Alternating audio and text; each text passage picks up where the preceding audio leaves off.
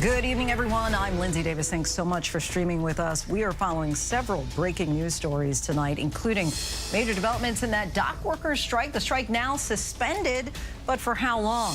Plus, a verdict in the fatal beating of Tyre Nichols in Memphis. 3 former Memphis officers learn their fate.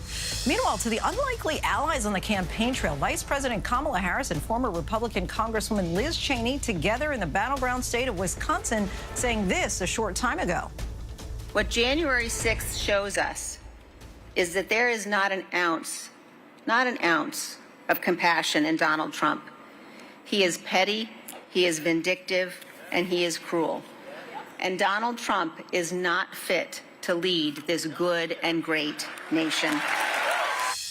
And as their case re-enters the national spotlight, the Los Angeles District Attorney announces that he supports the resentencing of convicted murderers Lyle and Eric Menendez after nearly 35 years behind bars. But we do begin tonight with the breaking news: a verdict in the police beating death of 29-year-old Tyre Nichols in Memphis, Tennessee, after a traffic stop in January of last year. 3 former officers have now been found guilty of federal civil rights charges. The horrific incident, captured on both security and body camera video, Nichols pulled from his vehicle and beaten just a block from his family home. The 3 officers had been fired from the force and had pleaded not guilty to the charges, but tonight found guilty of obstruction, and 1 officer found guilty of violating Nichols' civil rights, causing bodily injury. Stephanie Ramos was in the courtroom tonight when the verdict was read. It's a case that outraged the nation. Tyre Nichols, seen in disturbing video, brutally beaten by Memphis police officers and ultimately pummeled to death early last year. Watch out, watch out. And tonight, 3 of those former officers, Tadarius Bean, Demetrius Haley, and Justin Smith, each have been found guilty in the federal civil rights trial. Damn, I didn't do anything. During the nearly month-long federal trial, 2 other officers who were also part of the now disbanded Scorpion unit meant to patrol high-crime hotspots, taking the stand and testifying against their fellow squad members. Stop! Nichols kicked, punched, tased, and pepper sprayed by the officers, at one point begging for his life, crying out for his mother, who lived just 1 block away. The 29-year-old father critically injured, dying 3 days later. We're all very, very happy that these guys have been put in jail. Certainly an emotional day for the Nichols family. Stephanie Ramos joins us now from outside of the courtroom. Stephanie, how is the Nichols family responding? Well, Linsey, a powerful reaction from the Nichols family tonight. They say that they are happy, they are elated that each one of these officers will spend time behind jail. These 3 former Memphis police officers convicted of obstruction, and 1 officer, Demetrius Haley, was also convicted of violating Tyre Nichols' civil rights, causing bodily injury. But tonight, the family is relieved that, again, these former officers will go to jail. Linsey. Stephanie Ramos for us. Thank you so much. Now let's bring in ABC News legal contributor and criminal defense attorney Shauna Lloyd. Shauna, thank you for joining us. We just heard the verdict there. Your reaction? You know, I'm really surprised, Linsey, when we look at these charges, it's an extensive array of charges for each of the officers. And so the jury really looked at, do they have enough to convict on each of these charges? And I think that's why we see the different charges for each officer, because they looked at each of the individual reactions and what they contributed to in this particular beating while they were officers. And the officers were facing, as you mentioned, several charges, but the jury found them guilty of witness tampering. What do you think was the linchpin there? I think the testimony from the other officers about this agreement to not put the information into reports, the fact that they were going to downplay it and they discussed it, that's very damning evidence for these officers. They're law enforcement officers that are charged with upholding our laws. To know that they were willing to violate that, I think really stopped the jury and was reflected in those verdicts. 2 of the 3 former officers were acquitted on civil rights violations. 1 of them was convicted of violating Nichols' civil rights, causing bodily injury. What do you see in the split verdict on this charge? What I see is that they looked at the actual actions, who was kicking, what the kicks were, the intensity, punching, what actually transpired. Because whenever we have a group like this, Linsey, juries are very cautious about just charging everyone with the same actions when they didn't take the same actions. So when we see the sparsing of these charges, the juries were looking at each person's actions individually and how they contributed towards the total reaction and the death. This was the federal case. The officers still face charges in state court. There will be a civil case. What will you be watching for in those cases? Well, let's remember, you are correct. We're going to be looking at the state charges, which the burden is a little different. The federal charges are extremely the highest burden we have. Talk about civil rights violations. As we move towards the state charges, they are very different charges. And I think we're going to see different and higher verdicts when we come to those particular trials, because we are looking at a different burden of proof. Some of the charges, such as official misconduct, simply require that you injure someone while performing your professional duties. So the burden is a little lower in some of those charges. So I expect more convictions on the state level. Let's also remember that the testimony that was given in the federal case, as long as it applies to all evidence rules, will be admitted in the state trial. And when we're talking about this federal case, what do you expect sentencing-wise?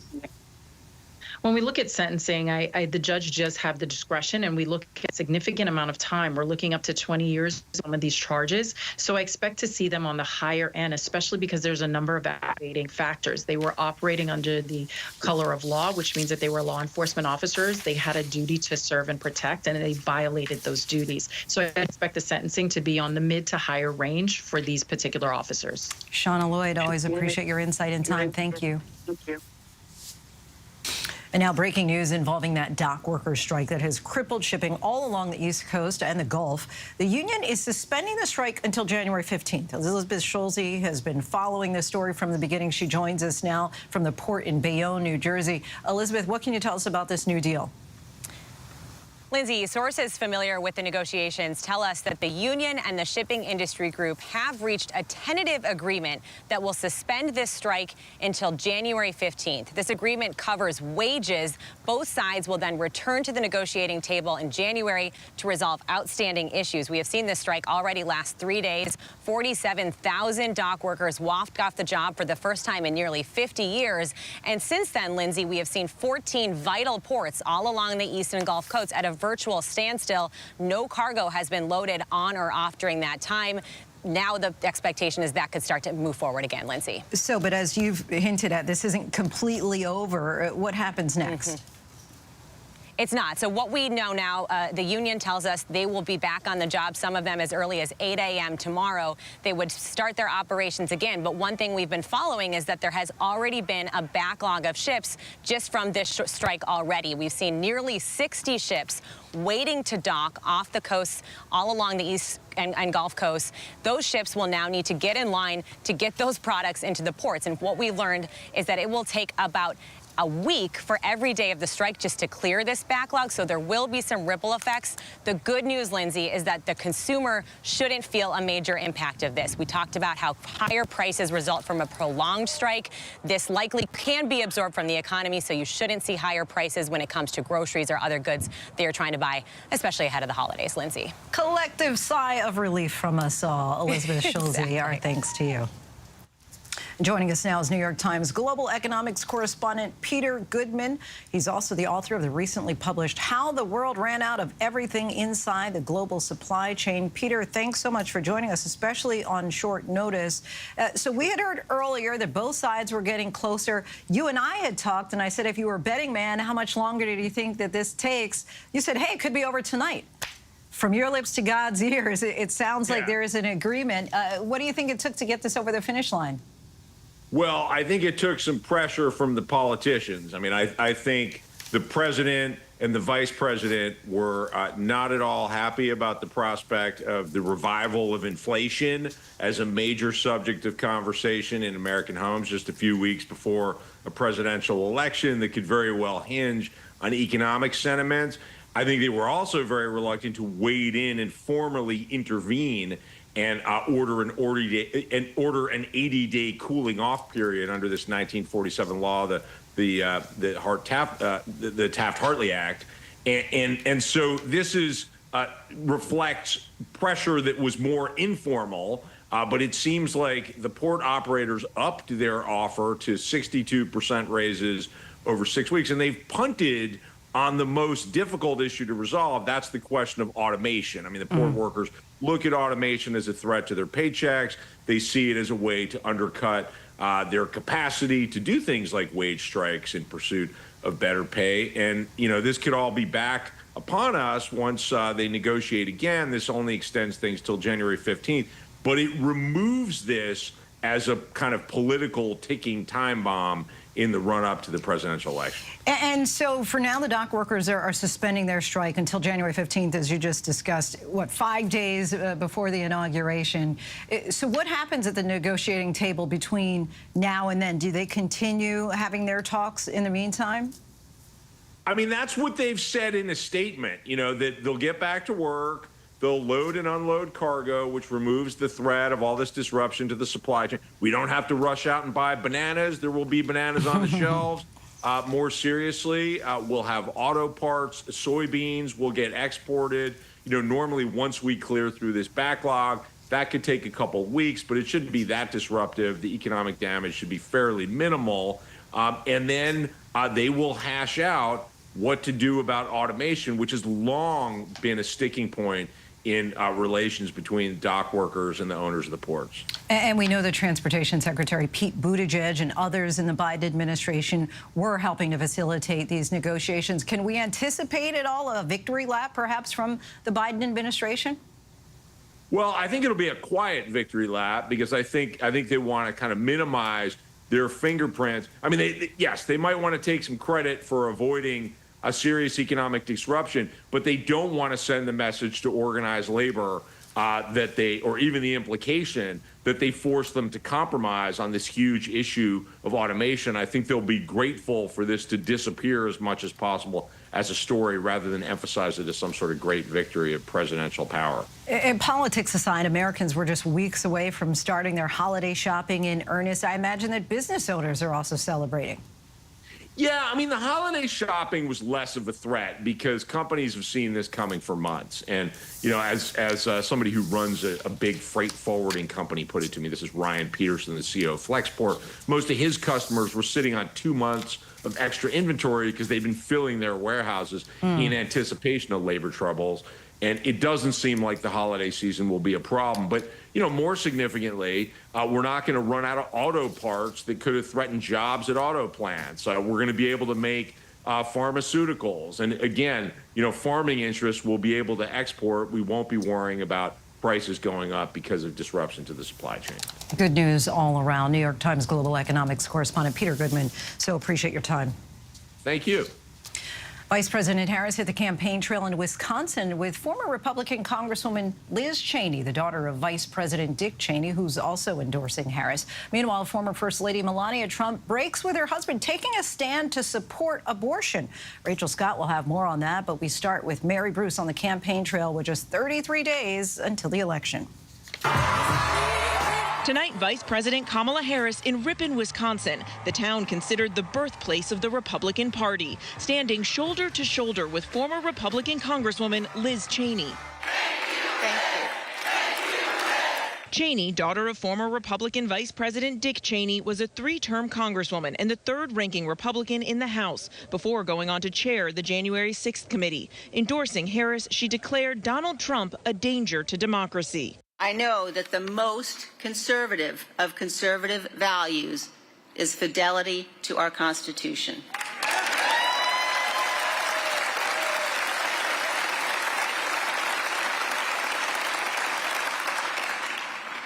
I tell you, I have never voted for a Democrat, but this year I am proudly casting my vote for Vice President Kamala Harris. Cheney has been on a mission to convince her fellow Republicans to put country over party and back Harris, stressing they share common values like preserving international alliances like NATO, and argues when it comes to the economy, Trump's plan for across-the-board tariffs does not represent conservative fiscal values. Her father, the former vice president, a staunch Republican, has also endorsed Harris, saying there has never been an individual who is a greater threat to our republic than Donald Trump. He tried to steal the last election using lies and violence to keep himself in power after the voters had rejected him. He can never be trusted with power again. And today, another notable endorsement, Bruce Springsteen throwing his support to Harris with a similar warning. Donald Trump is the most dangerous candidate for president in my lifetime. His disdain for the sanctity of our Constitution, The sanctity of democracy, the sanctity of the rule of law, and the sanctity of the peaceful transfer of power should disqualify him from the office of president ever again. Now this comes as Liz Cheney just now said that Kamala Harris is now standing in the breach, saying she's trying to unite reasonable people from across the political spectrum. It comes as the Harris campaign is now upping its outreach to Republican voters, with their GOP supporters holding events this week in every key battleground state. Lindsay. Mary Bruce Forrest, thank you. Former First Lady Melania Trump is making a forceful defense of a woman's right to her own body and her right to choose abortion. In an early excerpt from her upcoming book, she reportedly says that abortion is, quote, a woman's fundamental right. That's not her husband's position as he seeks re-election. Here's ABC's Rachel Scott. Tonight, Donald Trump in battleground Michigan, rallying his supporters, but making no mention of the surprising new headline from his wife. Former First Lady Melania Trump now staking out a very different position from her husband on the critical issue of abortion. In excerpts from her new memoir published by The Guardian, the former First Lady declaring herself a lifelong supporter of abortion rights. Writing, restricting a woman's right to choose whether to terminate an unwanted pregnancy is the same as denying her control over her own body. Mrs. Trump, who rarely speaks out on issues, then releasing this promotional video just 33 days before the election. There is no room for compromise when it comes to this essential right that all women possess from birth: individual freedom. What does my body, my choice really mean? According to the book excerpts, which ABC News has not confirmed, the former First Lady writes, a woman's fundamental right of individual liberty to her own life grants her the authority to terminate her pregnancy if she wishes.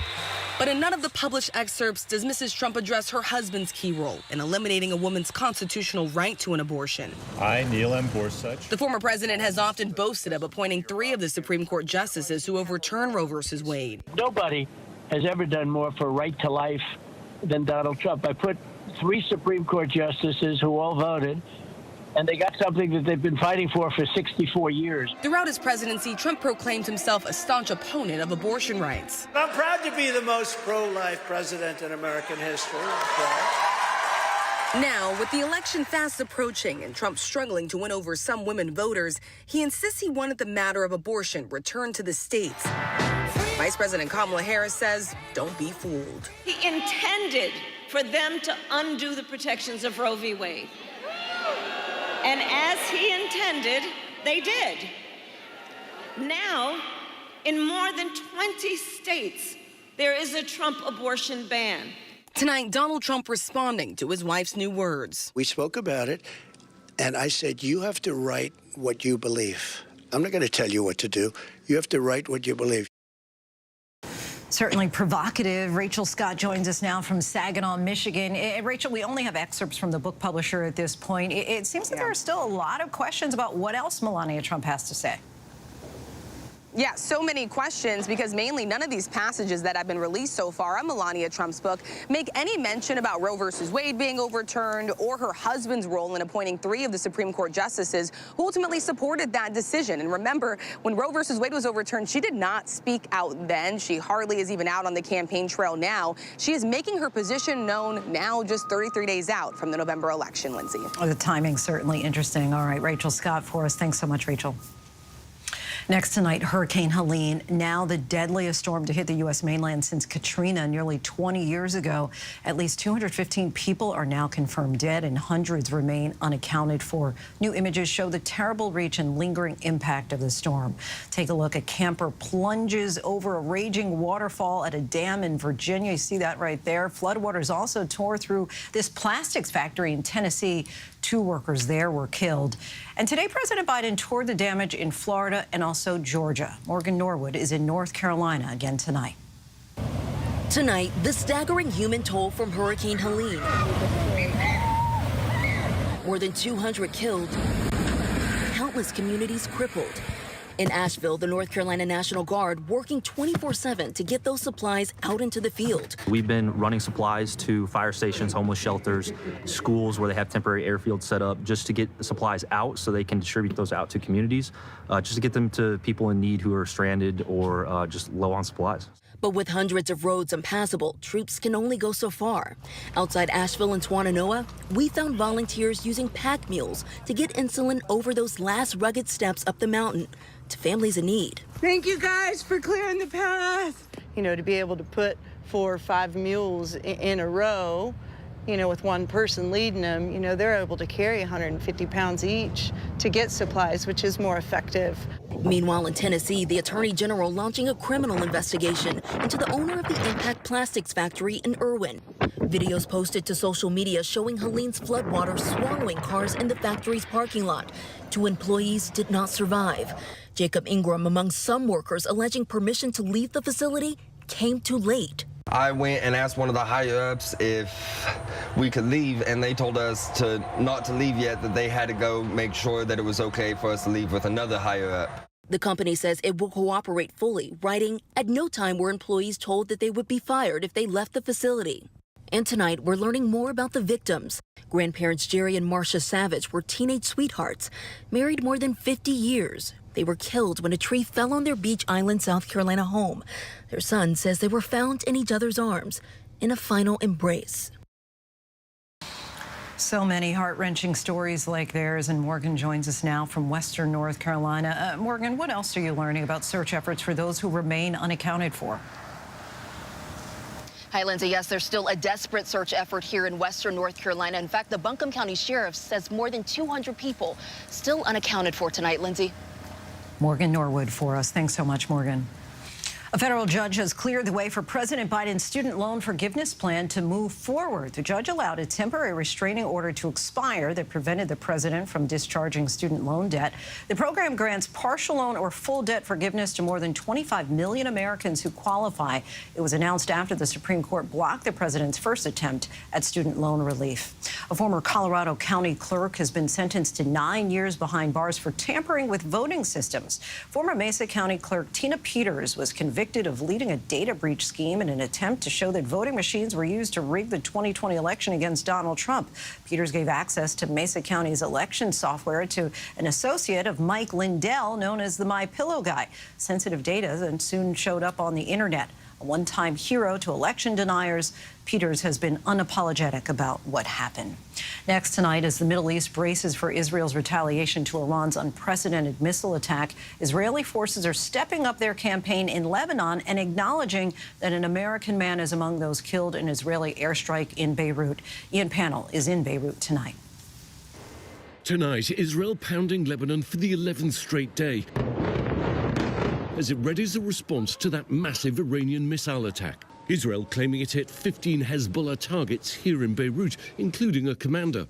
Around 1 a.m. in the morning, without any warning from Israel, this health center in the middle of Beirut was struck. It is affiliated to Hezbollah, but there's no evidence that there was a valid military target here. At least 9 civilians killed in that attack, according to local officials. Nearly 2,000 killed in Lebanon since last year, and today, news an American is among the dead. The family of Kamal Ahmed Jawad of Dearborn, Michigan, saying he was killed by an Israeli airstrike in southern Lebanon. Jawad had been volunteering, helping the elderly, disabled and injured. And as Israel prepares to retaliate against Iran for that missile barrage, new images show major damage to a military base. President Biden today acknowledging that plans to hit Iranian oil facilities have been discussed. This new satellite image showing Iranian ships have left a crucial oil terminal in the Persian Gulf ahead of a possible Israeli strike. Lindsay, massive bombardment of Beirut tonight after what feels one of the heaviest days of attacks by Israel since the war began. Meanwhile, a U.S. official confirming that Iran sent an indirect message to the U.S. urging the Biden administration to hold Israel back, while warning an Israeli attack on Iran would lead to a more severe response. Lindsay? Ian Pannell in Lebanon tonight. And tonight, the Los Angeles District Attorney suggested his office will review new evidence in one of the most notorious murder cases in American history. The DA says prosecutors are weighing petitions from Lyle and Eric Menendez to vacate their convictions. The brothers are serving life without parole for the brutal murders of their parents in 1989. Now the subject of a controversial Netflix series, they have claimed they acted in self-defense after years of alleged sexual abuse at the hands of their father. Two-time Grammy-winning country music superstar Garth Brooks is facing a new lawsuit accusing him of sexual assault and battery. A hair and makeup artist claims that he assaulted her multiple times while working for him in 2019. He's previously denied the allegations. The accuser was first hired to do hair and makeup for his wife Trisha Yearwood back in 1999. In addition to sexual assault and battery, the suit accuses Brooks of repeated sexual misconduct. We still have much more to get to here on Prime tonight. More than a year after the devastating Maui fire, a new report identifies as the cause and details the efforts to fight the firestorm. We have those details. But next, part of our months-long investigation into the effort to change how history remembers the deadly January 6th insurrection. We hear from those on the front lines that day who are still wearing the invisible scars of that fight. I can see in your eyes it's hard to relive this. It's hard to relive and talk about moments like this, but I had that moment right there that I might die right here on the steps of the U.S. Capitol.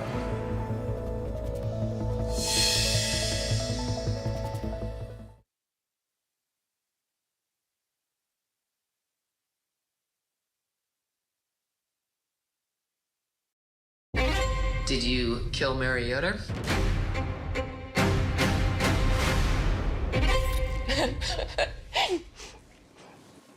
Sorry. No, I did not kill Mary Yoder. This is a mystery. How did she die? They begin to do this autopsy. It's just screaming, toxin, toxin, toxin. Did somebody intentionally do this to her? When the tests came back, I thought, yeah, holy, are you kidding me? My garden club is very divided. People think she's innocent. I think she's guilty. Never heard of a case like this. Maybe a thriller. I'm not buying this Little Miss Innocent game. Little Miss Innocent. Passion, poison, prison. I know it wasn't me. Sorry. So, if it wasn't me, who was it? Only on Hulu. A Hollywood studio want us to make a movie of our podcast. It's a fabulous cast. Action. I'm nervous playing you. The fearlessness, the complexity. Oh, stop. Unless you had more to say. I don't need an algorithm to tell me that this is box office gold. Only Murders in the Building, streaming on Hulu and for bundle subscribers on Disney+. Things have changed. What does that mean? It means everyone is vulnerable. I know for a fact there's something else at work here.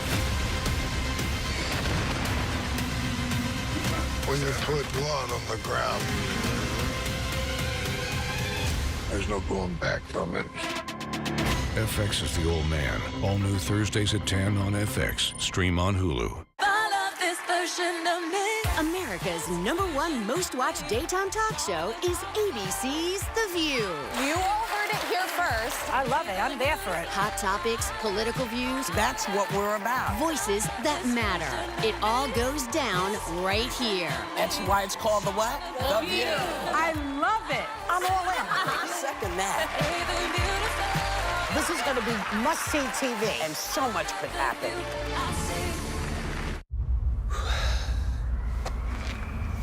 3, 2, 1.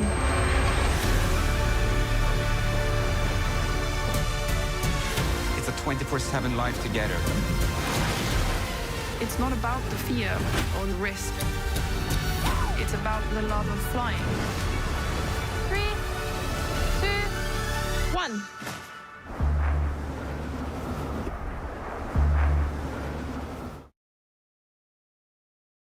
Welcome back, everyone. 24 hours ago, Special Counsel Jack Smith launched a bombshell filing making public the steps former President Donald Trump took in a bid to hold on to power despite losing the 2020 election. Trump knowingly fomented the false narrative the election was stolen, according to the special counsel. ABC News Live has spent months at this point investigating the efforts to rewrite the history of January 6th, culminating in our special report, January 6th, The Fight to Rewrite History. And tonight, we want to introduce you to a Capitol Hill police officer still traumatized by that day and hear what he has to say in response to false claims about that attack on American democracy. Here's ABC's Jay O'Brien.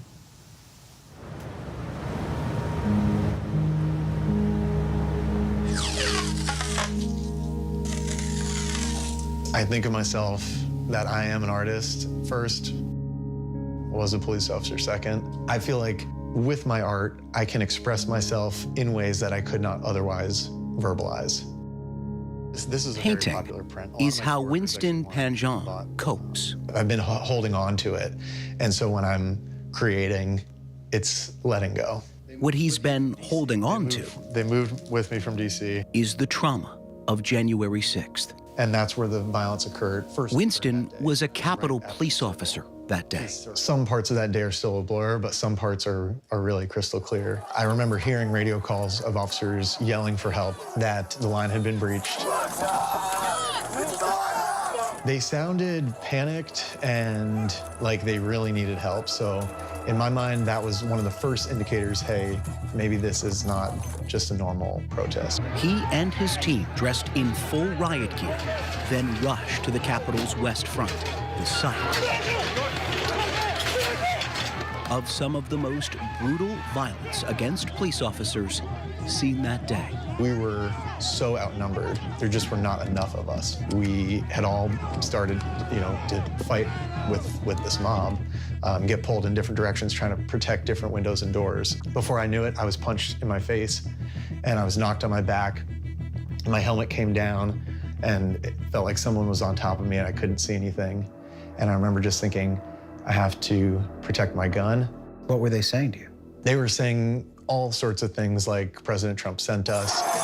We don't want to hurt you, but we will. I can see in your eyes it's hard to relive this.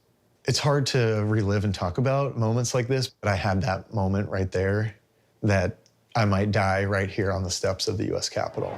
Rioters injured roughly 140 police officers, making it one of the most violent days for law enforcement in recent U.S. history. I'm still occasionally, in my dreams, right back there in a fight for my life.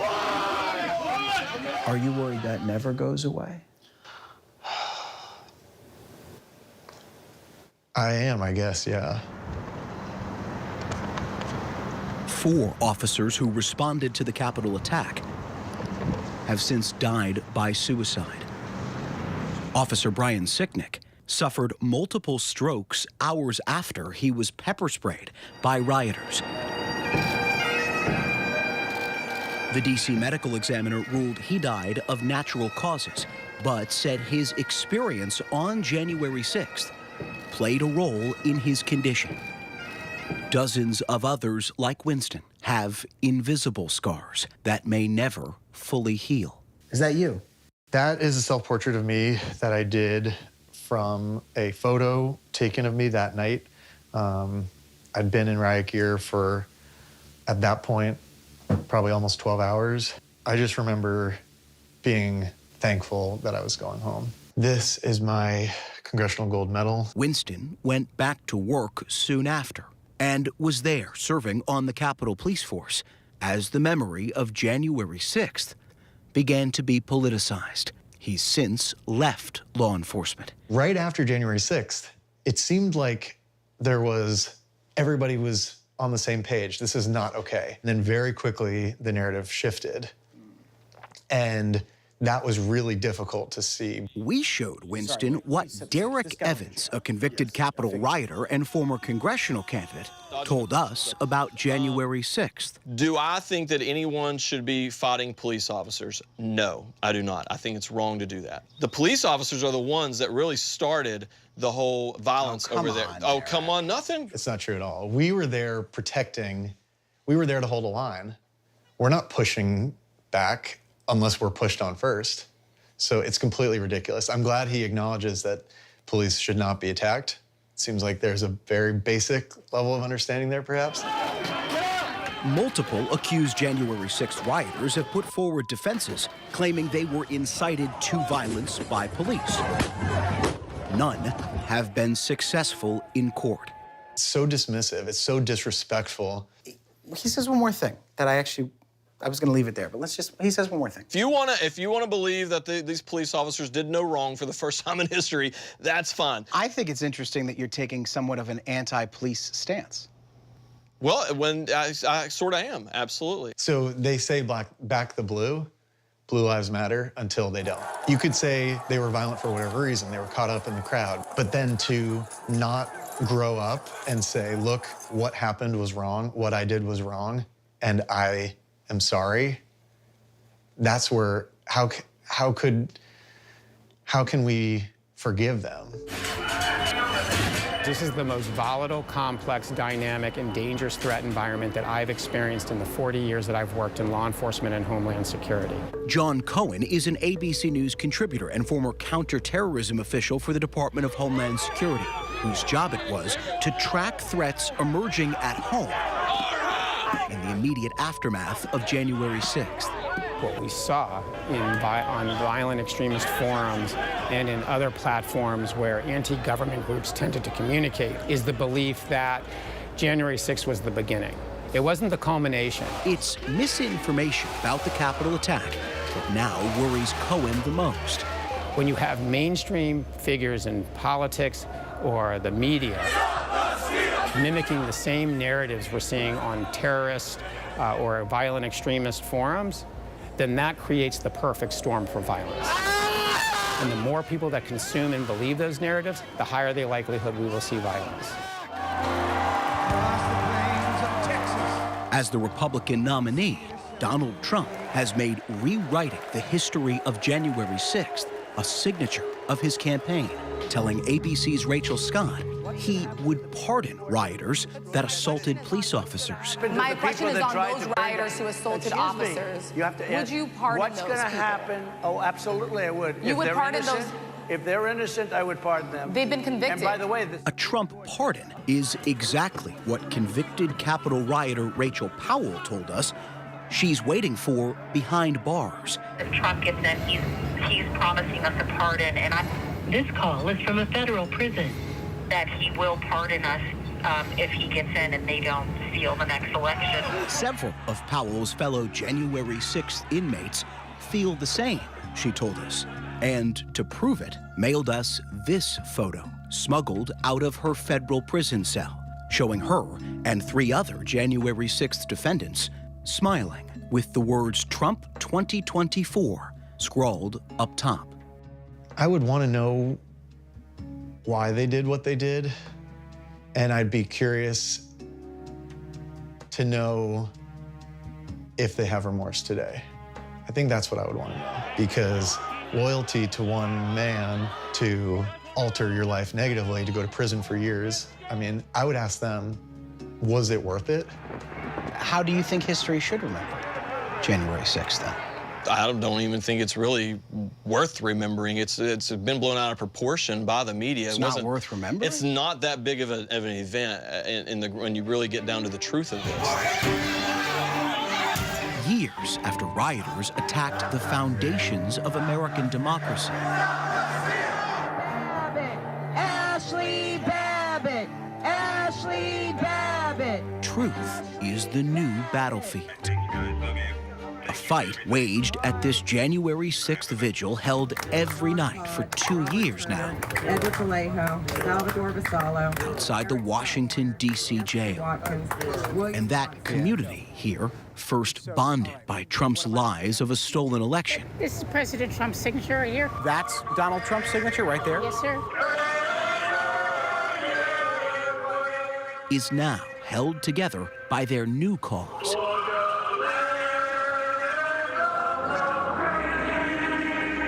A campaign to alter history itself.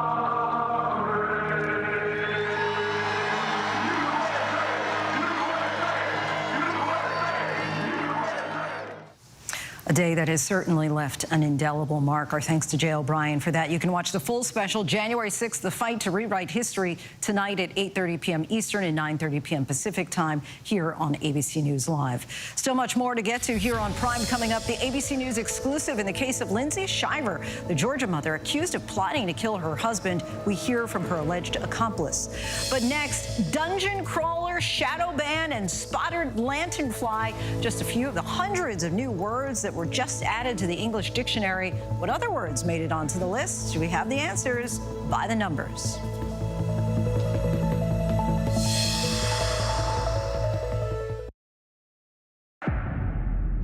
The case against Sean Combs might as well just be called the freak-offs. It's all about the freak-offs. Freak-offs, what prosecutors described as orgies. Freak-off, what is that? Him having sex workers have sex with his partner while he watches or participates or whatever. He was known to have the Midas touch, and now his touch is anything but golden. It's allegedly criminal. Sex trafficking, racketeering conspiracy, interstate transportation for prostitution. The AK-47s, the 1,000 bottles of baby oil. Diddy in court, pleading not guilty and denied bail. Sean Combs is being treated like a mob boss. He's explosive. I can't unsee that Cassie video. You could tell me whatever you want to tell me about him. I cannot unsee the video. This very powerful man in the music industry decided to use his power to hurt others. Time's up. Diddy, drugs, lies, and freak-offs. Now streaming on Hulu. Yo, partner. We're not partners. I'm the detective and you are the consultant. I see you brought your baby to a crime scene. She is just spectating. You're a single mom with 3 kids pretending to be a cop. I am not pretending. I spot things that detectives miss. Still think my theory's flimsy? That big brain of hers is going to help us close a lot of cases. I'm just out here super copping. High Potential, all new Tuesdays on ABC and stream on Hulu. Hey, good morning, America. Good morning, America. Good morning, America. Are you ready? They are ready. Covering the biggest events in the country right now. There's a lot going on here this morning. You don't just see it, you feel it. I'm in. I'm in. I'm in too. I'll be here. I am here and so happy. I'm in. I'm in too. Michael, George, Claire, Ginger. I did terrible things. I hurt a lot of people. I know who you are. Ball is in the air. You're special. Yes, it's a touchdown. What if God made me this way? FX's American Sports Story. Aaron Hernandez. All new Tuesdays at 10 on FX. Stream on Hulu. Can we have a little fun? It's showtime. Everything has led to this moment.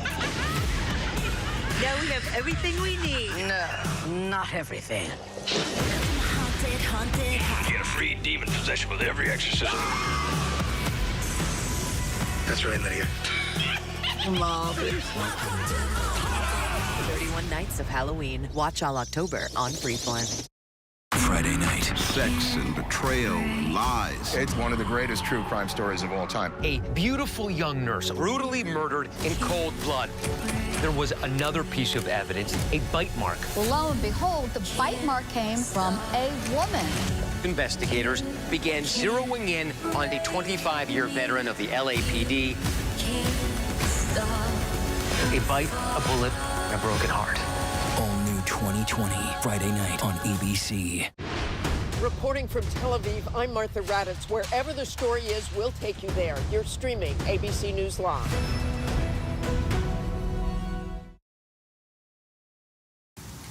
Welcome back, everyone. Beach read, street corn, and Nepo baby are just a few of the English language's newest common words and phrases, according to the Merriam-Webster Dictionary. Here's a look at the ever-growing catalog of American English by the numbers. Merriam-Webster announced 200 new words and definitions today that they say have demonstrated widespread use over time. Add those to the 470,000 entries already in Webster's latest unabridged dictionary. That may sound like a lot of words, but it's estimated there are roughly 1 million words in the English language. The average native English speaker uses up to 35,000 words and can recognize or understand another 20,000 or so. Back in 1825, Noah Webster started recording American English words and their spellings. He released his first dictionary with 70,000 words, including 12,000, which had never appeared in a dictionary before. And the list just keeps on growing. A few more of today's new words: freestyle, dungeon crawler, ultra-processed international bitterness unit, heat index, spotted lanternfly, shadow ban, touch grass, and snog. And if you didn't understand any of that, I think I only knew a few of them, but we can always look it up in the dictionary. And we still have much more ahead here on Prime. What happens when a jazz pop singer and an indie singer-songwriter team up? We're talking with Liz Gillies and Ferry Towns to find out. And a TikTok creator with millions of followers is charged with a brutal murder. The latest details next.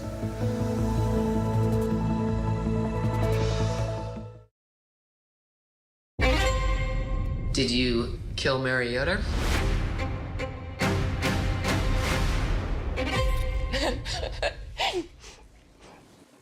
Sorry. No, I did not kill Mary Yoder.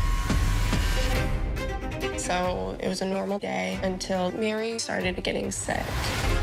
No one really knew what was happening. Her eyes just looked terrified. In less than 48 hours, my mom went from her healthy self to having died. This is a mystery.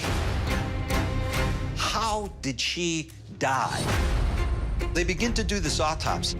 It's just screaming, toxin, toxin, toxin. Did somebody intentionally do this to her? When the test came back, I thought, yeah, holy, are you kidding me?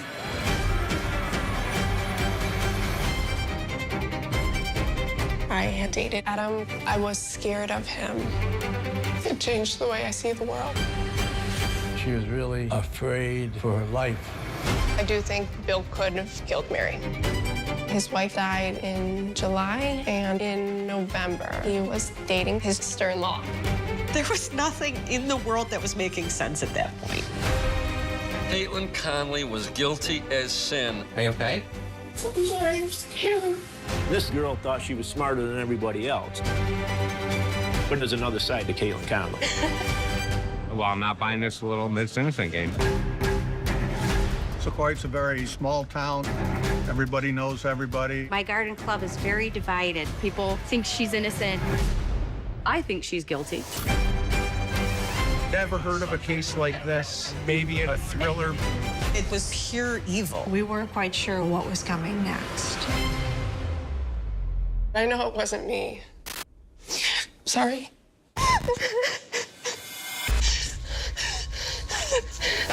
So, if it wasn't me, who was it? Little Miss Innocent. Passion, poison, prison. Only on Hulu. You're watching America's #1 streaming news, ABC News Live. Breaking news, exclusives, live reporting across the globe. Keep streaming with ABC News Live. Sex, lies, and a double murder. 2 small children were kidnapped. Your mom and dad are gonna be right here waiting on you when you get home.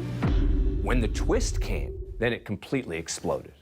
It's one of the craziest stories I've ever heard, and people don't know about it. What kind of mother would kill her own children? After nearly 30 years in prison, Smith now has a chance at parole. Could the woman once dubbed the most hated mom in America go free? Killer Mom, now streaming on Hulu. New findings on the cause of the deadly Maui fire last year. The movie Rust gets a long-awaited premiere date.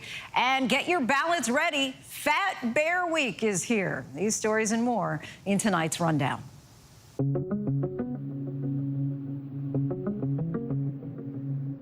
A new report finds one fire from a downed power pole started the devastating 2023 fire in Hawaii that killed at least 102 people. The report by the U.S. Bureau of Alcohol, Tobacco, and Firearms and the Maui Fire Department puts to rest rumors about how the deadly wildfire started and the theory about multiple fires. Investigators say firefighters spent 8 hours fighting the power line fire and thought they had put it out, but later that afternoon, the fire was rekindled by severe wind. The government is officially classifying the wildfire as accidental, saying firefighters battled hurricane-force wind. The Georgia mother of 3 accused of plotting to kill her estranged husband in the Bahamas is back in court. ABC News spoke exclusively with her ex-boyfriend and alleged accomplice. Parents Adrian Bethel is accused of planning to murder Shiver's husband, Robert. Investigators say he even enlisted the help of his friend, Farron Newbold. But Bethel says they never planned to kill anyone. I'm definitely not guilty of conspiracy to commit murder. And Phalo's not guilty of being a hired hitman either. It's time to let the world know that we're innocent. Bob popular TikTok personality known as Mr. Prada is charged in the bludgeoning death of a Louisiana therapist whose body was discovered over the weekend in a rolled-up tarp near a state highway. Police say the TikTok star, whose real name is Tyre Thomas, was arrested driving the victim's car. Security video shows the victim entering Thomas's home, and witnesses say they later saw Thomas struggling to drag something in a blue tarp and place it in the victim's car. Thomas's relationship with the victim is unclear, and he's being held without bond. 3 years after cinematographer Helena Hutchins was shot and killed on set, the Western film Rust, starring Alec Baldwin, will have its world premiere at the Camera-Image International Film Festival in Poland this November. The festival announced the premiere will honor Hutchins. No word from Baldwin if he will be attending. A pretrial hearing was held today in Manhattan court for Daniel Penny, the U.S. Marine veteran who placed agitated New York City subway passenger Jordan Neely in a chokehold last year, killing him. Penny is charged with second-degree manslaughter and criminally negligent homicide. Penny's lawyers say he acted in self-defense after Neely, who suffered from mental health issues, started to display what some describe as aggressive behavior. Penny's lawyers say Neely had a psychiatric history of mental illness, didn't take his medication, and was known to scare passengers. On the other side, the prosecution will argue that Neely needed help, the system failed him, and the Marine veteran used excessive force.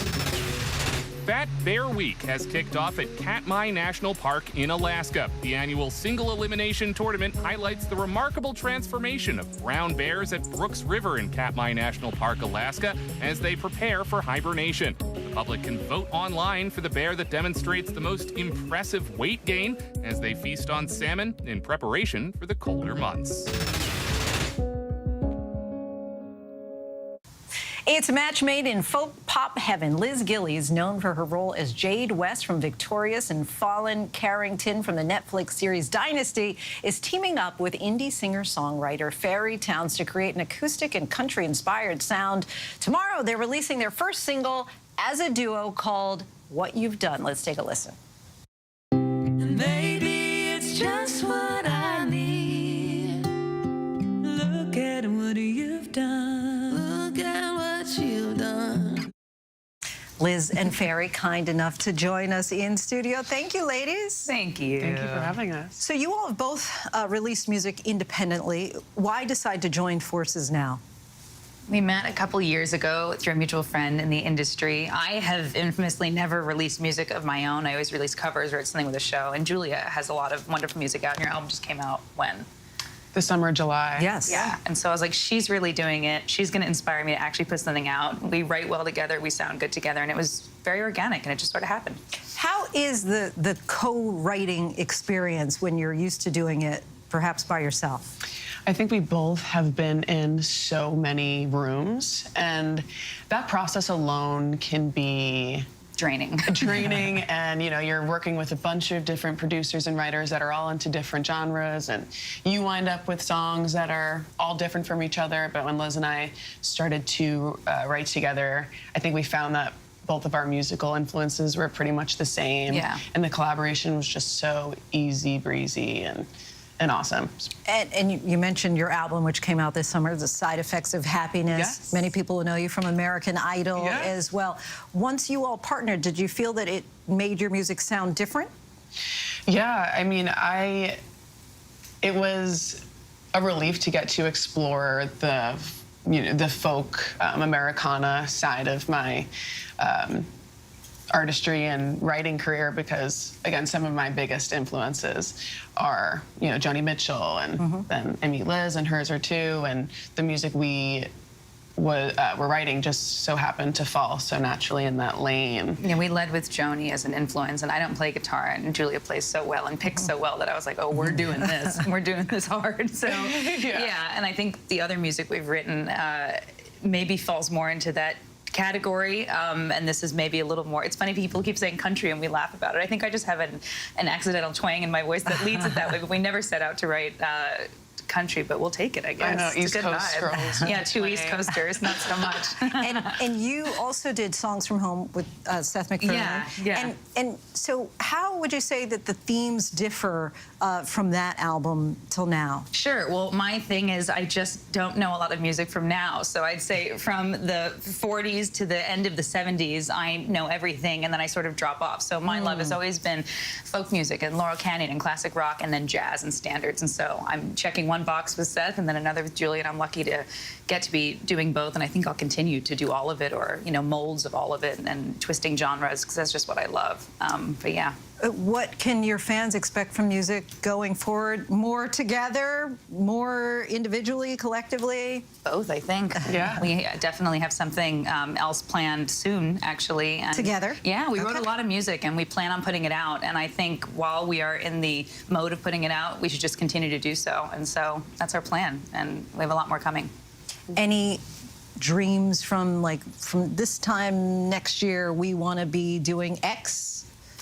I think it's just performing. I think we both have a real itch to be on stage, and you know, we love how our voices sound together. It's so easy for us. So being in front of an audience is an exciting next step. Your voices do pair so well. Even we both have low voices speaking as yes, well. Well, that was nice too. It's very melodic. Thank you very much. Liz and Fair, we thank you both so much for coming on. And we want our viewers to know that you can listen to What You've Done.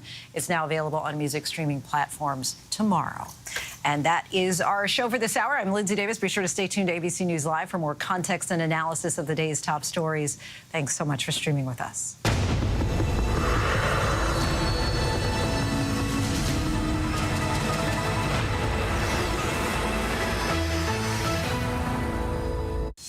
Coming up in the next hour, what did Black Americans think an ideal society would look like in the civil rights era? How do they picture utopia now? We're talking with the author who took a deep and personal dive into that question. But first, the verdict is in and the federal trial for officers involved in the beating death of Tyre Nichols.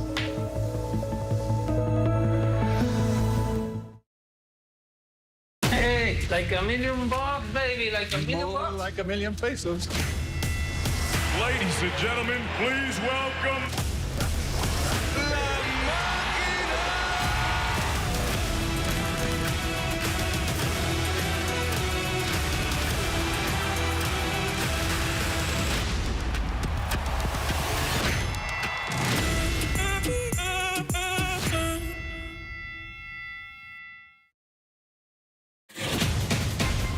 Things have changed.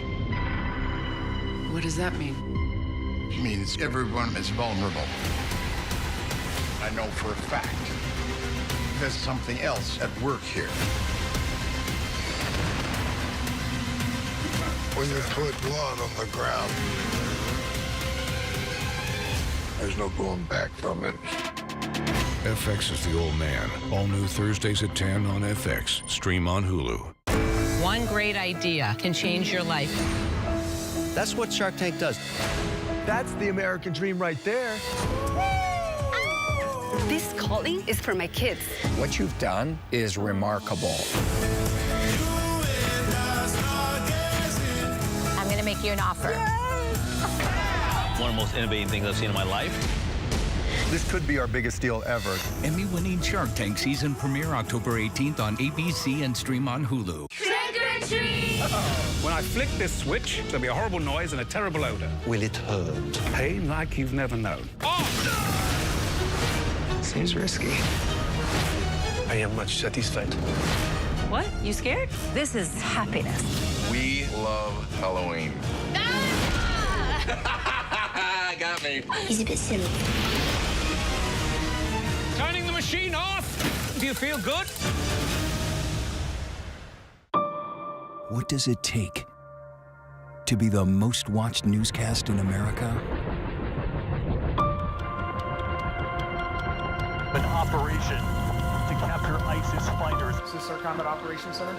We're approaching the gate now. Militants came in from 4 or 5 different directions. Operational nuclear reactor. So you have a couple loaded and ready to go. The house is destroyed, but the flag, there's not a tear in it. Not a tear in it. How important is this label right here, Made in the USA? Look at your smile. You're proud of this. I love this. Great work. Hi. Where are you? Where are you? Appreciate you. Thank you, David. Good to meet you. Ismail? David. David. Yes, yes. I'm David Muir. I know who you are. You I watch do? you every night. ABC's World News Tonight with David Muir is America's most watched newscast. Reporting from Monterey Park, California, I'm Robin Roberts. Wherever the story is, we're going to take you there. You're streaming ABC News live. Good evening, everyone. This is ABC News Live Prime. I'm Linsey Davis. Thank you so much for streaming with us. We have a lot of news to get to tonight, including major developments in that dockworkers strike. The strike now suspended, but for how long? Meanwhile, the unlikely allies on the campaign trail, Vice President Kamala Harris and former Republican Congresswoman Liz Cheney together in the battleground state of Wisconsin, saying this a short time ago. What January 6th shows us is that there is not an ounce of compassion in Donald Trump. He is petty, he is vindictive, and he is cruel. And Donald Trump is not fit to lead this good and great nation. And the shooting at a luxury resort in Cancun. But we do begin tonight with the breaking news: a verdict in the police beating death of 29-year-old Tyre Nichols in Memphis, Tennessee, after a traffic stop in January of last year. 3 former officers have now been found guilty of federal civil rights charges. The horrific incident captured on both security and body camera video. Nichols pulled from his vehicle and beaten just a block from his family home. The 3 officers had been fired from the force and had pleaded not guilty to the charges, but tonight found guilty of obstruction, and 1 officer found guilty of violating Nichols' civil rights, causing bodily injury. Stephanie Ramos was in the courtroom tonight when the verdict was read. It's a case that outraged the nation. Tyre Nichols, seen in disturbing video, brutally beaten by Memphis police officers and ultimately pummeled to death early last year. Watch out, watch out, watch out. And tonight, 3 of those former officers, Tadarius Bean, Demetrius Haley, and Justin Smith, each have been found guilty in the federal civil rights trial. Damn, I didn't do anything. During the nearly month-long federal trial, 2 other officers who were also part of the now disbanded Scorpion unit meant to patrol high-crime hotspots, taking the stand and testifying against their fellow squad members.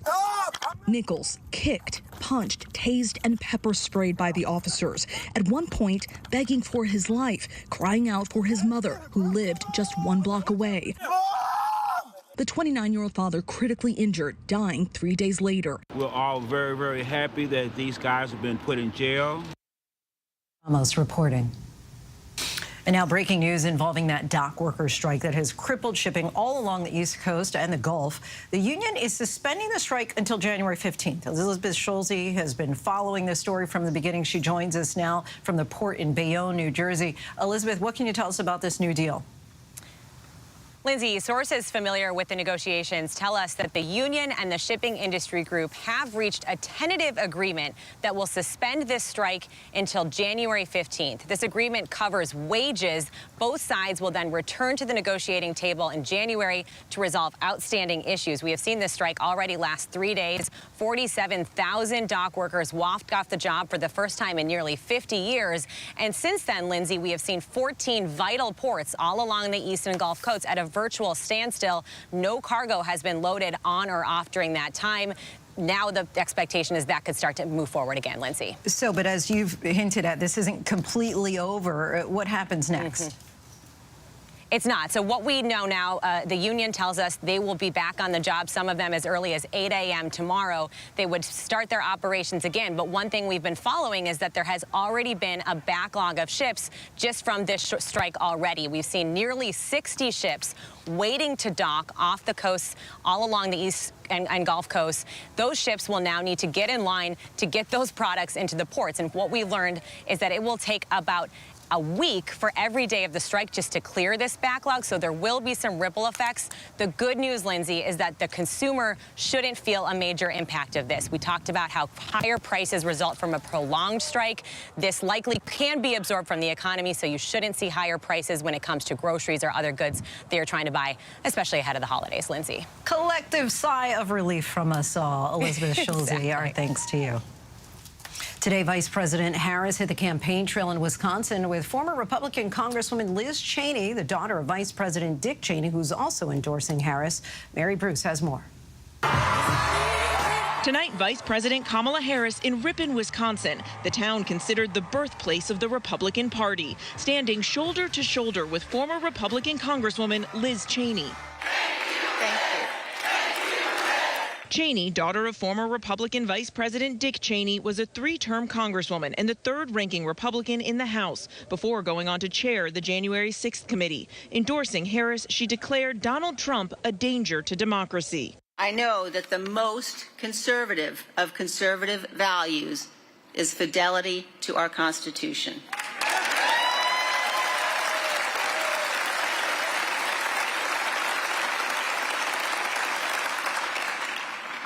I tell you, I have never voted for a Democrat, but this year I am proudly casting my vote for Vice President Kamala Harris. Cheney has been on a mission to convince her fellow Republicans to put country over party and back Harris, stressing they share common values like preserving international alliances like NATO, and argues when it comes to the economy, Trump's plan for across-the-board tariffs does not represent conservative fiscal values. Her father, the former vice president, a staunch Republican, has also endorsed Harris, saying there has never been an individual who is a greater threat to our republic than Donald Trump. He tried to steal the last election using lies and violence to keep himself in power after the voters had rejected him. He can never be trusted with power again. And today, another notable endorsement, Bruce Springsteen throwing his support to Harris with a similar warning. Donald Trump is the most dangerous candidate for president in my lifetime. His disdain for the sanctity of our Constitution, the sanctity of democracy, the sanctity of the rule of law, and the sanctity of the peaceful transfer of power should disqualify him from the office of president ever again. Mary Bruce reporting. Former First Lady Melania Trump is making a forceful defense of a woman's right to her own body and her right to choose abortion. In an early excerpt from her book, she reportedly says that abortion is a, quote, woman's fundamental right. That is not her husband's position as he seeks re-election. Here's ABC's Rachel Scott. Tonight, Donald Trump in Battleground, Michigan, rallying his supporters, but making no mention of the surprising new headline from his wife. Former First Lady Melania Trump now staking out a very different position from her husband on the critical issue of abortion. In excerpts from her new memoir published by The Guardian, the former First Lady declaring herself a lifelong supporter of abortion rights. Writing, restricting a woman's right to choose whether to terminate an unwanted pregnancy is the same as denying her control over her own body. Mrs. Trump, who rarely speaks out on issues, then releasing this promotional video just 33 days before the election. There is no room for compromise when it comes to this essential right that all women possess from birth, individual freedom. What does my body, my choice really mean? According to the book excerpts, which ABC News has not confirmed, the former First Lady writes, a woman's fundamental right of individual liberty to her own life grants her the authority to terminate her pregnancy if she wishes. But in none of the published excerpts does Mrs. Trump address her husband's key role in eliminating a woman's constitutional right to an abortion. I, Neil M. Gorsuch. The former president has often boasted of appointing 3 of the Supreme Court justices who overturn Roe v. Wade. Nobody has ever done more for right to life than Donald Trump. I put 3 Supreme Court justices who all voted, and they got something that they've been fighting for 64 years. Throughout his presidency, Trump proclaimed himself a staunch opponent of abortion rights. I'm proud to be the most pro-life president in American history. Now, with the election fast approaching and Trump struggling to win over some women voters, he insists he wanted the matter of abortion returned to the states. Vice President Kamala Harris says, don't be fooled. He intended for them to undo the protections of Roe v. Wade. And as he intended, they did. Now, In more than 20 states, there is a Trump abortion ban. Tonight, Donald Trump responding to his wife's new words. We spoke about it, and I said, you have to write what you believe. I'm not going to tell you what to do. You have to write what you believe. Our thanks to Rachel Scott. Next tonight, Hurricane Helene, now the deadliest storm to hit the U.S. mainland since Katrina nearly 20 years ago. At least 215 people are now confirmed dead and hundreds more remain unaccounted for.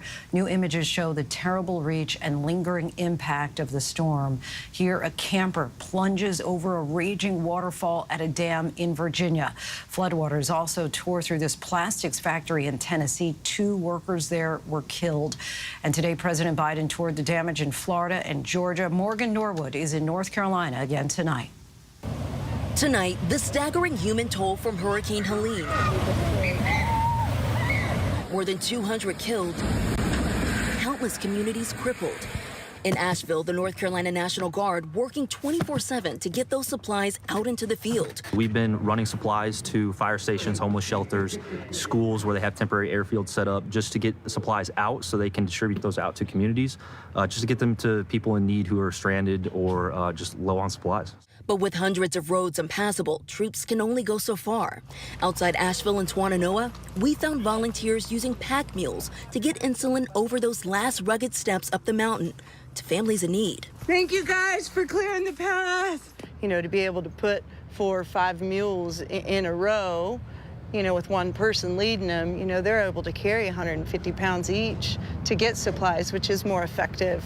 Meanwhile, in Tennessee, the Attorney General launching a criminal investigation into the owner of the Impact Plastics factory in Irwin.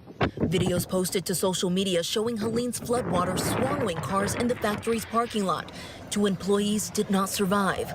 Jacob Ingram, among some workers alleging permission to leave the facility, came too late. I went and asked one of the higher-ups if we could leave, and they told us not to leave yet, that they had to go make sure that it was okay for us to leave with another higher-up. The company says it will cooperate fully, writing, "At no time were employees told that they would be fired if they left the facility."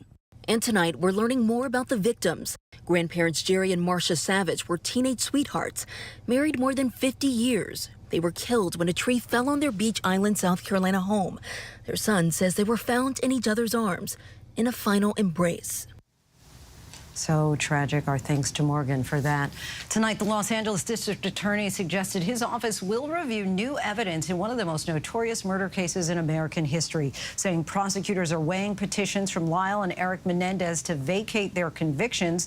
The brothers are serving life without parole for the brutal murders of their parents in 1989. Now the subject of a controversial Netflix series. They have claimed they acted in self-defense after years of alleged sexual abuse at the hands of their father. Still much more to get to tonight, from studying physics and astronomy to entertaining millions with comedy, acting, and fashion. TikTok star Jack Innanen shares his story. But next, the latest on that deadly shooting on a beach in Cancun, Mexico.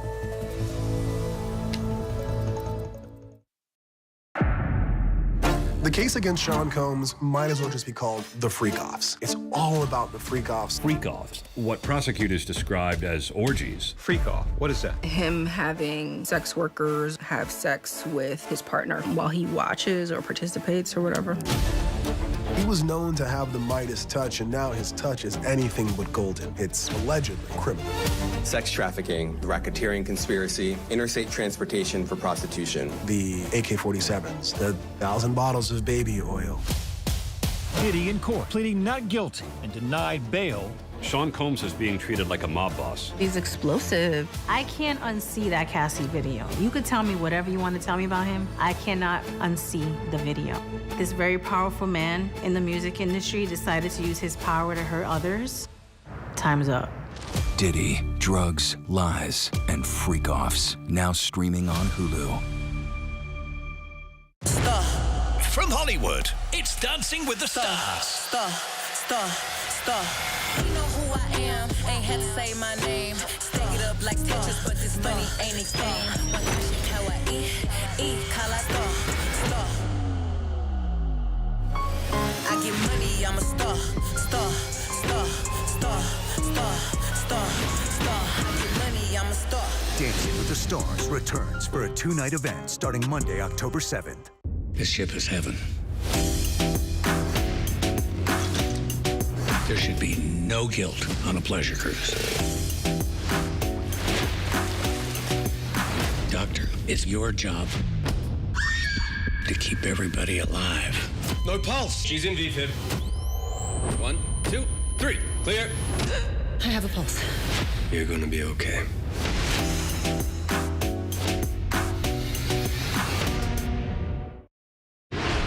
I'm Matt Gutman in the ruins of Rafah. Wherever the news is, we'll take you there. You're streaming ABC News Live. Welcome back, everyone. We're tracking several headlines around the world. A shooting at a luxury resort in Cancun left tourists there rattled.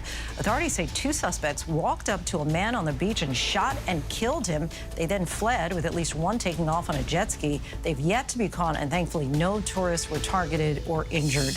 The bail hearing for a farm owner in South Africa and his 2 workers has been delayed, according to the New York Times. And we do want to warn you, the details of this crime are gruesome. The 3 men are accused of killing 2 black women and feeding their bodies to pigs on their farm in a case that has outraged the public. It is alleged that in August, a truck belonging to a dairy company dumped potentially expired goods, prompting the women to trespass and try to collect the products. Both were shot and killed. According to the BBC, the men have not yet been asked to enter a plea in court. The crime has brought the nation's history with apartheid and racism back to the headlines. A hospital electrical fire in Taiwan killed 6 people. The incident occurred on the same day the health ministry was working to evacuate patients to other facilities due to a typhoon, which made landfall as a weakened typhoon in southwestern Taiwan. Our next guest is taking readers through a sought-after quest on how Black Americans envisioned their very own utopia. Through extensive historical research and in-depth reporting, a new book explores historic periods like the Civil Rights era and Black Power movements through a utopian lens. Aaron Robertson's new book, The Black Utopian: Searching for Paradise in the Promised Land in America, shares his personal story along with the history of Black American communities. Aaron Robertson, kind enough to join us now. Thank you so much for coming on the show. Of course, thank you. So this is, as much as it is historical, it's also a personal journey. What made you decide you were going to embark on this? Yeah, I grew up going to a small town in Tennessee, west of Nashville, called Promised Land. This was a town where my paternal grandfather was born, and it was one of many all-Black towns that was scattered throughout the American South and parts of the West, too. And I thought that this was a great place to start exploring the idea of what Black utopian communities were like.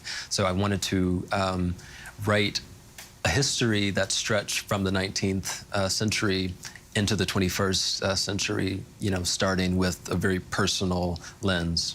And you talk about here Promised Land, Tennessee, but you grew up in Detroit, and you talk a lot about the significance of the Shrine of the Black Madonna, this church that you hadn't heard of. What made you decide that this needed to be such a central, prominent part of your book? Yeah, the Shrine of the Black Madonna was one of the most important sort of countercultural churches of the 1960s and 70s.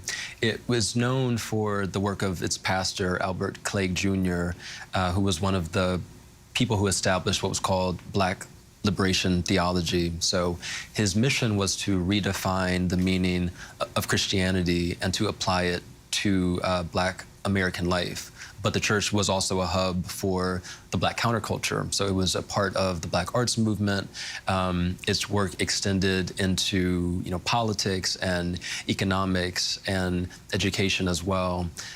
This was an institution that is not very well known, I think, by most people. It tends to be left out of mainstream narratives about the countercultural period. So I wanted to shed some light on that story.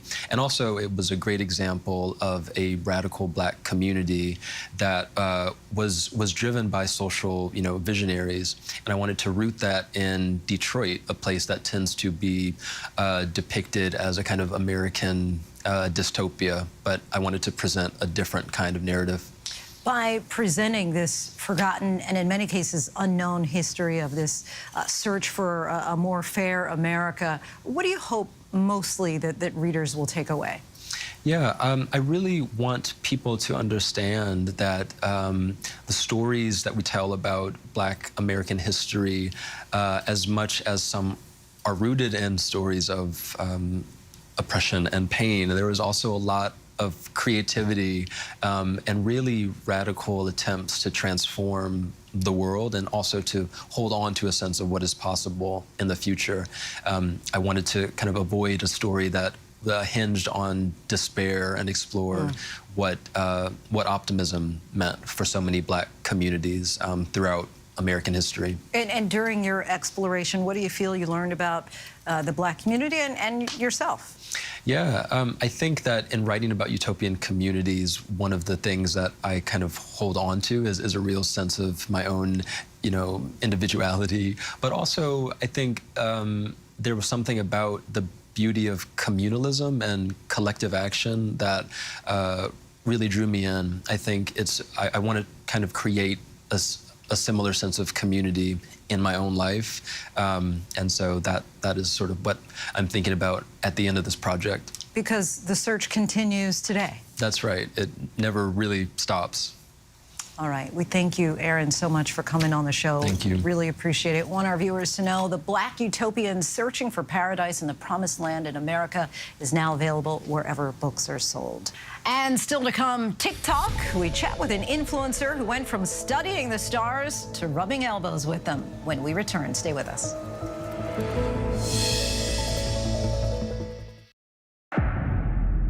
The case against Sean Combs might as well just be called the freak-offs. It's all about the freak-offs. Freak-offs, what prosecutors described as orgies. Freak-off, what is that? Him having sex workers have sex with his partner while he watches or participates or whatever.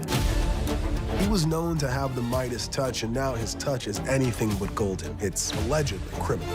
Sex trafficking, racketeering conspiracy, interstate transportation for prostitution. The AK-47s, the 1,000 bottles of baby oil. Diddy in court, pleading not guilty and denied bail. Sean Combs is being treated like a mob boss. He's explosive. I can't unsee that Cassie video. You could tell me whatever you want to tell me about him. I cannot unsee the video. This very powerful man in the music industry decided to use his power to hurt others. Time's up. Diddy, drugs, lies, and freak-offs. Now streaming on Hulu. Hey, good morning, America. Good morning, America. Good morning, America. Are you ready? They are ready. Covering the biggest events in the country right now. There's a lot going on here this morning. You don't just see it, you feel it. I'm in. I'm in. I'm in too. I'll be here. I am here and so happy. I'm in. I'm in too. Michael, George, Clara, Ginger. This version of me. America's #1 most watched daytime talk show is ABC's The View. You all heard it here first. I love it. I'm there for it. Hot topics, political views. That's what we're about. Voices that matter. It all goes down right here. That's why it's called the what? The View. I love it. I'm all in. Second that. This is going to be must-see TV, and so much could happen.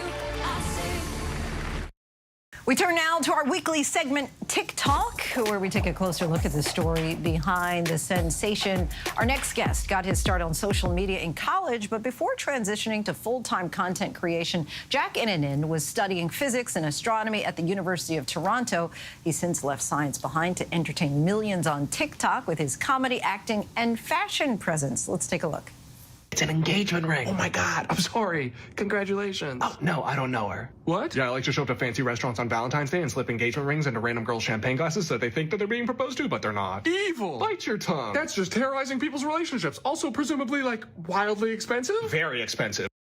Seems very cruel. Jack Innanen joins us now. Welcome to the show. Thank you so much for having me. All right, so how did you switch from having some sketches on Snapchat to doing videos full-time on TikTok? Yeah, it was the same kind of formula, same kind of idea, just whatever I found fun, just characters I saw on the streets of Toronto or ideas that I had and just throwing them out, and TikTok came about, so I thought, I was a little too young for the Vine generation, so I was like, okay, this is my shot. So I kind of took it seriously and just threw everything I had that I was doing on Snapchat and just threw it out onto TikTok. And was there a day when you thought, this is really serious? I have quite a following. People like me. They think I'm funny. A little bit.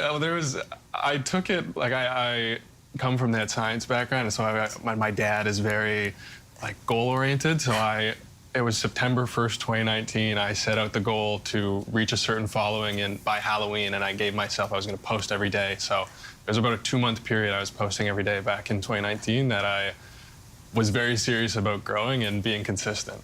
And how do you come up with the ideas? Because you typically have this role where you're doing two different people, one eccentric, one normal. How do you decide this is funny, people are going to like this idea? Yeah, it's truly, and I always hesitate to say this, but it's like intrusive thoughts. It's just whatever I think would be like it's people I see in public, or like just saying I imagine them in different scenarios, and who would this person be? What is their background? How would they interact with so and so in an elevator? What would that conversation be? And it just kind of let that fester, and it's just authentic to what I think would be the most absurd. Where did you come up with the idea even of putting a ring in people's drinks and talking about that? That was it's that intrusive thought. I was at a restaurant and I saw someone with a champagne glass, and I was like, oh, I wonder if someone's being proposed to.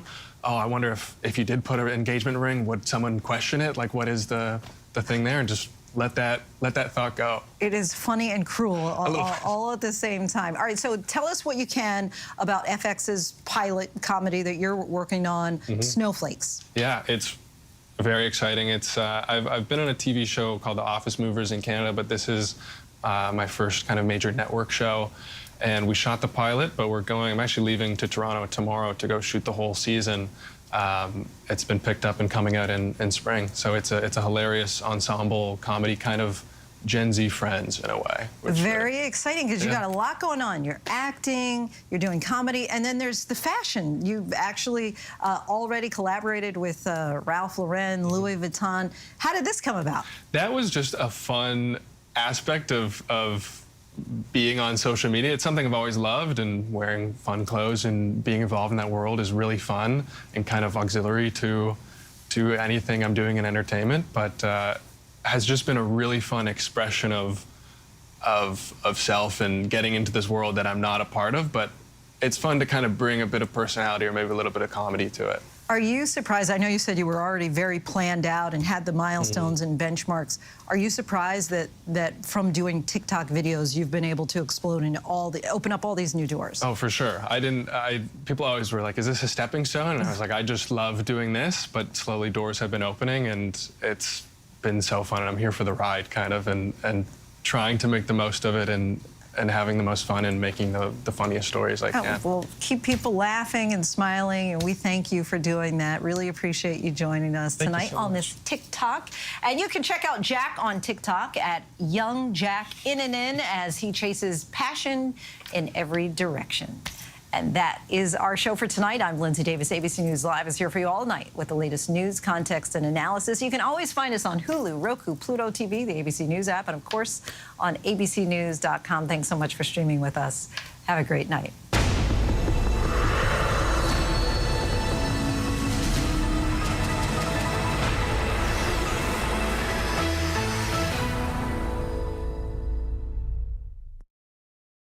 When you're 61 years old, you have very few opportunities to change your life. This time,